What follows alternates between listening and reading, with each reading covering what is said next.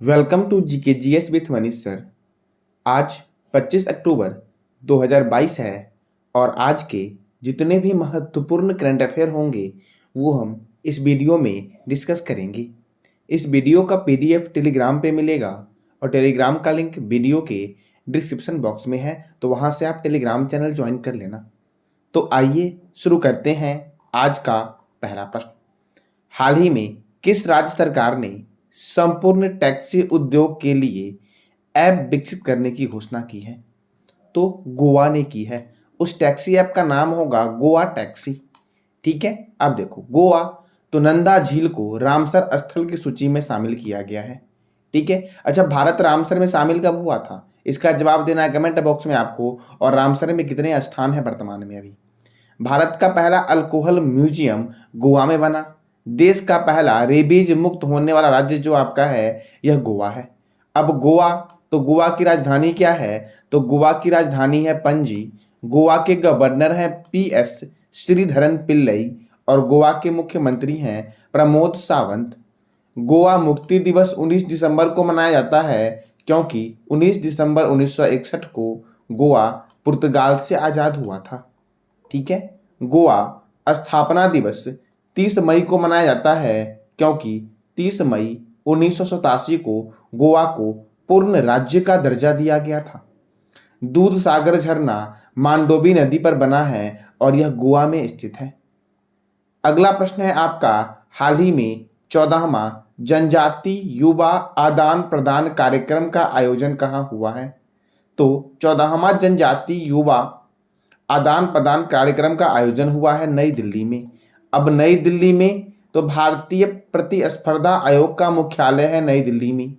भारतीय कृषि अनुसंधान संस्थान का मुख्यालय है नई दिल्ली में। भारतीय मौसम विज्ञान संस्थान नई दिल्ली में है और भारतीय मौसम वेधशाला पुणे में है। राष्ट्रीय प्रतिरोधक विज्ञान संस्थान का मुख्यालय नई दिल्ली में है। अखिल भारतीय आयुर्विज्ञान संस्थान का मुख्यालय नई दिल्ली में है। भारतीय राष्ट्रीय राजमार्ग प्राधिकरण का मुख्यालय नई दिल्ली में है। केंद्रीय सड़क अनुसंधान संस्थान का मुख्यालय नई दिल्ली में है। केंद्रीय ट्रैक्टर संस्थान का मुख्यालय नई दिल्ली में है। DRDO defence research and development organisation का मुख्यालय नई दिल्ली में है और डीआरडीओ की स्थापना हुई थी 1 जनवरी 1958 को और नासा की स्थापना भी 1958 में ही हुई थी। डीआरडीओ का मोटो है strength origin is in science और डीआरडीओ की चेयरमैन है समीर वेंकटपति कामत। कौन है? तो समीर वेंकटपति कामत। अगला प्रश्न है, हाल ही में किस राज्य में प्रधानमंत्री आवास योजना के तहत गृह प्रवेश कार्यक्रम शुरू किया गया है? तो प्रधानमंत्री आवास योजना के तहत गृह प्रवेश कार्यक्रम की शुरुआत मध्य प्रदेश में की गई है। देखो, इस योजना के तहत 4,51,000 लाभार्थी को गृह प्रवेश में भाग लिया। मध्य प्रदेश में अब तक करीब 38 लाख आवास स्वीकृत किए जा चुके हैं। अब मध्य प्रदेश में गृह प्रवेश कार्यक्रम शुरू हुआ तो मध्य प्रदेश की राजधानी है भोपाल। मध्य प्रदेश के गवर्नर हैं मंगू भाई छगन भाई पटेल और मध्य प्रदेश के मुख्यमंत्री हैं शिवराज सिंह चौहान। मध्य प्रदेश में राज्यसभा सीट 11 है और लोकसभा सीट 29 है। ओंकारेश्वर नेशनल पार्क मध्य प्रदेश में है। Dinosaur national park Madhya Pradesh में है। कूनो नेशनल पार्क मध्य प्रदेश में है। 2023 के 17वें भारतीय प्रवासी दिवस का आयोजन कहाँ होगा? तो मध्य प्रदेश में होगा। अच्छा, प्रवासी दिवस मनाया कब जाता है? इस बात का जवाब देना है आपको कमेंट बॉक्स में। देवी अहिल्याबाई होलकर अंतर्राष्ट्रीय हवाई अड्डा इंदौर में है और राजा भोज अंतर्राष्ट्रीय हवाई अड्डा भोपाल में है। एशिया का सबसे बड़ा बायो सीएनजी प्लांट की शुरुआत इंदौर में हुई थी। ठीक है, देखो डिजिटल एड्रेस के साथ इंदौर शहर देश का पहला स्मार्ट सिटी बना है। ठीक है, एमबीबीएस पाठ्यक्रम की शुरुआत हिंदी में करने की घोषणा की गई है इस राज्य में। और दुर्गावती टाइगर रिजर्व जो है यह मध्य प्रदेश का नया टाइगर रिजर्व है। मध्य प्रदेश में सर्वाधिक नेशनल पार्क है 11। ठीक है, अगला प्रश्न है आपका, हाल ही में भारत के किस शहर में ओमिक्रॉन सब वेरिएंट BQ.1 का पहला मामला सामने आया है? तो ओमिक्रॉन सब वेरिएंट का BQ.1 मामला पुणे में आया है। अब पुणे में यह मामला आया है तो पुणे में है नेशनल केमिकल लेबोरेटरी का मुख्यालय। इंडियन सिक्योरिटी प्रेस का मुख्यालय पुणे में भी है और ये बहुत सारी जगह पे है। भारतीय मौसम वेधशाला का मुख्यालय पुणे में है। कहाँ पर है? तो पुणे में है। और अभी हाल ही में पुणे स्टेडियम का नाम बदलकर नीरज चोपड़ा स्टेडियम कर दिया गया है। अगला प्रश्न है आपका, हाल ही में पर्यटक पुलिस आयोजन पर्यटक पुलिस योजना राष्ट्रीय सम्मेलन का आयोजन कहाँ होगा? तो पर्यटक पुलिस योजना राष्ट्रीय सम्मेलन का आयोजन होगा नई दिल्ली में। कहाँ पर होगा? तो नई दिल्ली में होगा। और इस कार्यक्रम में लोकसभा अध्यक्ष ओम बिरला मुख्य अतिथि होंगे। अच्छा, प्रथम लोकसभा अध्यक्ष जो थे आपके, वो गणेश वासुदेव मावलंकर थे। आपको बताना है कमेंट बॉक्स में कि प्रथम महिला लोकसभा अध्यक्ष कौन थे। इस बात का जवाब देना है कमेंट बॉक्स में आपको कि प्रथम महिला लोकसभा अध्यक्ष कौन थी। अब दिल्ली की बात आई है तो दिल्ली में आपका केंद्रीय रिजर्व पुलिस बल अर्थात सीआरपीएफ का मुख्यालय है और सीआरपीएफ की स्थापना हुई थी 1939 में। राष्ट्रीय क्रेडिट कोर अर्थात एनसीसी का मुख्यालय नई दिल्ली में है और इसकी स्थापना हुई थी 1948 में। भारत तिब्बत सीमा पुलिस आईटीबीपी का हेडक्वार्टर नई दिल्ली में है और इसकी स्थापना हुई थी 1962 में। सीमा सुरक्षा बल बीएसएफ का हेडक्वार्टर नई दिल्ली में है और इसकी स्थापना हुई थी 1965 में। राष्ट्रीय सुरक्षा गार्ड एनएसजी का मुख्यालय नई दिल्ली में है और इसकी स्थापना हुई थी 1948 में। केंद्रीय औद्योगिक सुरक्षा बल सीआईएसएफ का मुख्यालय नई दिल्ली में है और इसकी स्थापना हुई थी 1969 में। तो ये प्रमुख संस्थान थे जिसका मुख्यालय नई दिल्ली में है। ठीक है, अगर आपके पास जानकारी है तो ये सब जो आपका संस्थान है इसका चेयरमैन कौन है, इसकी जवाब देना आपको कमेंट बॉक्स में कि केंद्रीय रिजर्व पुलिस बल के चेयरमैन कौन है, राष्ट्रीय क्रेडिट कोर के चेयरमैन कौन है, आईटीबीपी के चेयरमैन कौन है, बीएसएफ के चेयरमैन कौन है, एनएसजी के चेयरमैन कौन है, सीआईएसएफ के चेयरमैन कौन है। मैं ये बार बार इसलिए बोलता हूँ कि जो बच्चे रेगुलर कमेंट बॉक्स में जवाब दे रहे हैं उनको धीरे धीरे ये सब याद खुद ब खुद हो गया होगा और वो कभी भूलेंगे भी नहीं। जब तक आप खुद से मेहनत करते हो कभी नहीं भूलोगे। ठीक है, अब आगे बढ़ते हैं। हुमायूं का मकबरा का निर्माण हाजी बेगम ने करवाया था, नई दिल्ली में है। या सफदरगंज का मकबरा का निर्माण शुजाउद्दौला ने करवाया था और यह कहाँ पर है? तो नई दिल्ली में है। खिरकी मस्जिद का निर्माण गयासुद्दीन तुगलक ने करवाया था और यह कहाँ पर है? नई दिल्ली में है। हुमायूं का मकबरा कुतुब मीनार को 1993 में और लाल किला को 2007 में यूनेस्को की विश्व विरासत स्थल की सूची में शामिल किया गया था। किसको? तो दिल्ली में 3 जगह हैं जो वर्ल्ड हेरिटेज साइट में शामिल हैं, हुमायूं का मकबरा, कुतुब मीनार और लाल किला। ठीक है, तो ये तीनों जो आपके हैं ये यूनेस्को के वर्ल्ड हेरिटेज साइट में शामिल हैं। तो ये था दिल्ली के बारे में मैंने आज आपको बहुत सारी नई जानकारी दी है। ठीक है, पीछे वाला मैंने रिपीट नहीं किया आज। ठीक है, पीछे वाला भी किया था मैंने कुछ देर पहले। तो ये जो भी आपको जानकारी आपके लिए इंपॉर्टेंट है वो नोट खुद से कर लिया करो। ठीक है, the philosophy of modern song पुस्तक के लेखक कौन है? तो नोबेल पुरस्कार विजेता बॉब डायलॉन जो हैं यह the philosophy of modern song पुस्तक के लेखक हैं। अब इस ईयर में और कौन कौन से महत्वपूर्ण पुस्तक आए हैं? तो ममता बिहाइंड 2021 नामक पुस्तक के लेखक है जयंत गोसाई। द एंजेलस ऑफ कैलाश पुस्तक के लेखक हैं सुबीरा प्रसाद। ऑपरेशन खात्मा के लेखक हैं आरसी गंजू और Ashwin Bhatnagar. A little boy of India के लेखक हैं Ruskin bond. The dollar trend trillion dream पुस्तक के लेखक है सुभाष गर्ग। फियरलेस गवर्नेंस के लेखक है Kiran Bedi. A history of Sriniketan के लेखक है Uma Das Gupta. The great tech game पुस्तक के लेखक है अरुंधति सूरी। कौन है? तो अरुंधति सूरी हैं। बैचलर डैड के लेखक है Tushar Kapoor. Tomb of sand अर्थात रेत की समाधि के लेखक हैं Geetanjali Shree. A nation to protect के लेखक हैं Priyam Gandhi Mody. A nation to protect पुस्तक के लेखक हैं।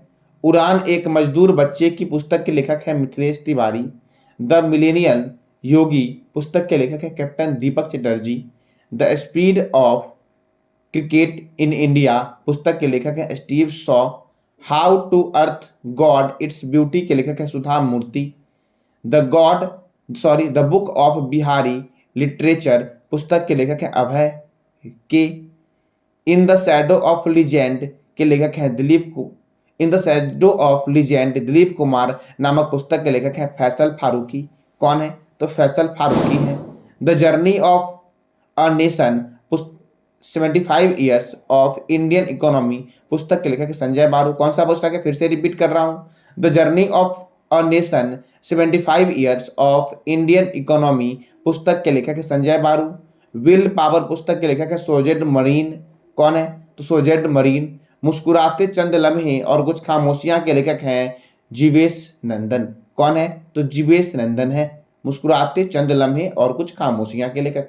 अब अगला प्रश्न है, हाल ही में किस देश ने गर्भवती महिलाओं पर पुनर्विवाह प्रतिबंध हटाने की घोषणा की है, तो यह देश है जापान, जिसने गर्भवती महिलाओं पर पुनर्विवाह प्रतिबंध हटाने की घोषणा की है। अर्थात क्या, तो इस कानून के तहत तलाक के समय गर्भवती महिलाओं को दोबारा शादी करने से पहले 100 दिन का इंतजार करना पड़ता था, और यह कानून हट जाने से तलाकशुदा महिला जो होगी वह कभी भी शादी कर सकती है। अब यह जापान में यह कानून हटाने की घोषणा की गई है, तो जापान की राजधानी है टोक्यो, जापान की करेंसी है जापानी येन, और जापान की प्राइम मिनिस्टर हैं आपके फूमियो किशिदा। जापान के सम्राट हैं नारोहितो। जापान की संसद का नाम है डाइट। जापान के राष्ट्रीय चिन्ह है गुलदाउदी, और जापान का राष्ट्रीय खेल है जूडो। अच्छा, बुल्स फाइटर कहाँ का गेम है, ये जवाब देना है कमेंट बॉक्स में आपको कि बुल्स फाइटर किस देश का राष्ट्रीय खेल है। ठीक है, इंपीरियल पैलेस टोक्यो में है। महिला एशिया कप 2022 का खिताब जापान ने जीता। जापान का सर्वोच्च सम्मान order of the rising sun पुरस्कार नारायण कुमार को दिया गया। Japan India maritime exercise Bengal की खाड़ी में शुरू हुआ। जापान इंडिया यानी कि जापान और इंडिया के बीच मैरीटाइम एक्सरसाइज है आपका, जो बंगाल की खाड़ी में शुरू हुआ। धर्म गार्जियन सैन्य अभ्यास भारत और जापान के बीच शुरू हुआ। ठीक है, और टाइफोन एक है आपका नान मडोल, यह जापान में आया है टाइफोन नान मडोल। और धर्म गार्जियन सैन्य अभ्यास जो आपका है यह भारत और जापान के बीच होता है। अगला प्रश्न है आपका, हाल ही में सरकार आकाश फॉर लाइव अंतरिक्ष सम्मेलन, कौन सा सम्मेलन, तो आकाश फॉर लाइव अंतरिक्ष सम्मेलन का आयोजन कहाँ होगा, तो यह होगा देहरादून में। कहाँ पे होगा, तो आकाश फॉर लाइव ये एक अंतरिक्ष सम्मेलन है और इसका आयोजन देहरादून में होगा। अब देहरादून में होगा तो केंद्रीय पेट्रोलियम संस्थान का हेडक्वार्टर है देहरादून में। दृष्टि विकलांग हेतु राष्ट्रीय संस्थान का मुख्यालय है देहरादून में।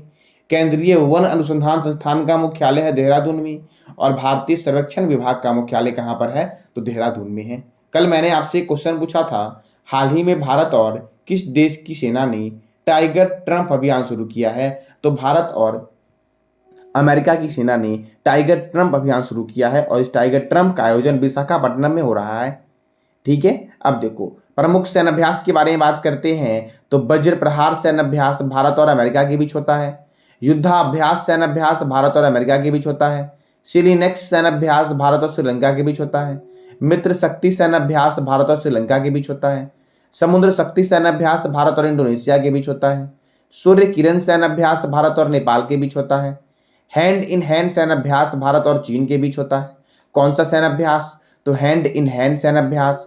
वरुण सैन्य अभ्यास भारत और फ्रांस के बीच होता है। और संप्रीति कई बार पूछ लिया गया एग्जाम में कि संप्रीति सैन्य अभ्यास जो होता है यह किस देश के बीच होता है, तो भारत और बांग्लादेश के बीच होता है। अच्छा, बांग्लादेश के प्रधानमंत्री कौन है, तो शेख हसीना बांग्लादेश के प्रधानमंत्री हैं। मैंने बताया था आपको कि एक टॉपिक में आपका डेली रिवीजन करवाऊंगा पीछे वाले में से।